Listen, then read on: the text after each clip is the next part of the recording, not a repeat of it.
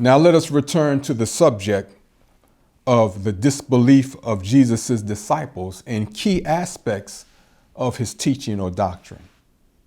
Now we reiterate verse 63 of John chapter 6, the Gospel of John. It states again, "It is the spirit that quickeneth. The flesh profiteth nothing. The words that I speak unto you, they are spirit and they are life." Now Jesus is stating, as the Son of Man among several things, that although the great mother plane is not readily seen day to day, evidence and proof of its existence is sufficient for us to know that it does exist. Among the greatest proof is the Honorable Elijah Muhammad's teaching about the great mother plane. That's proof somebody taught about it. He referred to it as a sign of Allah's wisdom and presence. Allah, the Supreme Being, Master Farrakhan Muhammad. Another proof that the great mother plane exists is the U.S. government's admission that it exists. So we have it from Almighty God, his servant, the Honorable Elijah Muhammad, and for those who need it from white people, you have it from them too. Now let's consider this from the Honorable Louis Farrakhan. He states, "The Honorable Elijah Muhammad started learning and teaching of this great wheel called the mother plane around 1932. 10 years later, in 1942, after the Japanese attacked Pearl Harbor, the temple, as it was called at that time, was raided by law enforcement officials under the guidance of the FBI. The Honorable Elijah Muhammad's home was also raided, and the teachings that Master Farrakhan Muhammad had left with him were taken from the home and the temple. Later, he was questioned by the FBI on the drawing of the wheel and his writing about it that they had taken from the temple. And he explained to the government of the United States and to the FBI, number one, its aim and purpose, talking about the wheel. Number two, who made it. And number three, why it was now above America. So there's no doubt that governments of the world know that the great mother plane exists. They also have believed it to be in their best interest to keep this knowledge away from the public, especially from God's chosen people, the black people of the Western Hemisphere. The Honorable Louis Farrakhan has worked tirelessly to make this truth known because it is intrinsic to the survival of those who currently live on earth.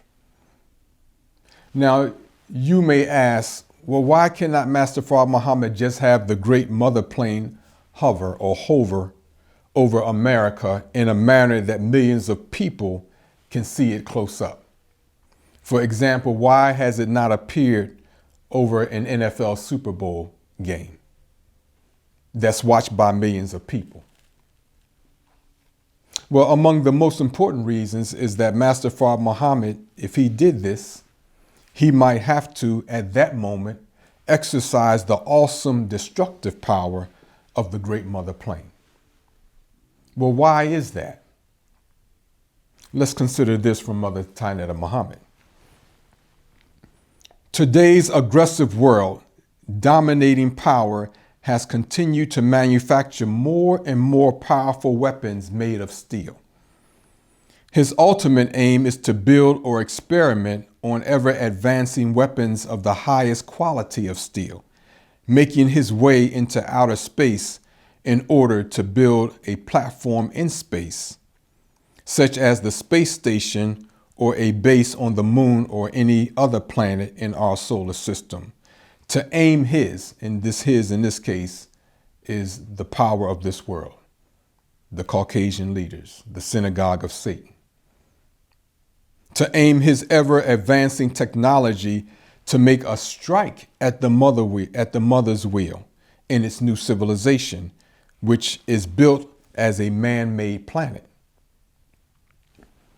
The Honorable Elijah Muhammad taught us that the astronauts landing on the moon in 1969 was part of his attempt to launch weapons in the final war called Armageddon by striking us from outer space. Now, most people didn't know that that was the aim of those who went to the moon, because they already knew was nothing on the moon that could sustain civilization.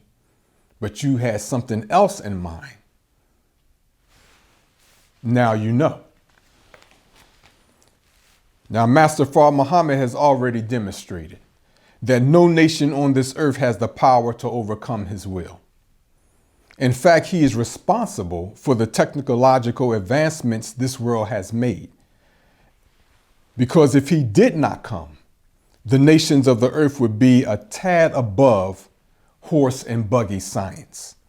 So he's responsible for your knowledge of the atom.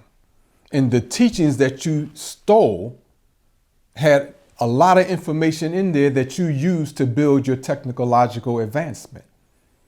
He allows you to do that, of course. So how can you defeat someone who gave you only an inkling of the vast knowledge that he has? You can't. Now, in the Holy Quran, Allah states, "And never did we destroy a town, but it had a decree made known. No people can hasten on their doom, nor can they postpone it. And Allah holds true to his own words, although he keeps his options open. He will not commit acts just to please a few naysayers who are here today and gone tomorrow." You know how some people say, well, unless I see the great mother plane, I don't believe it. Well, he's not going to bring the mother plane out just for you to believe it, when you already have evidence. And the messenger of God, the Messiah, is the clearest sign of Allah's presence in the world. So you already have a sign, in addition to the other knowledge that is available about the mother plane if you choose to avail yourself to that.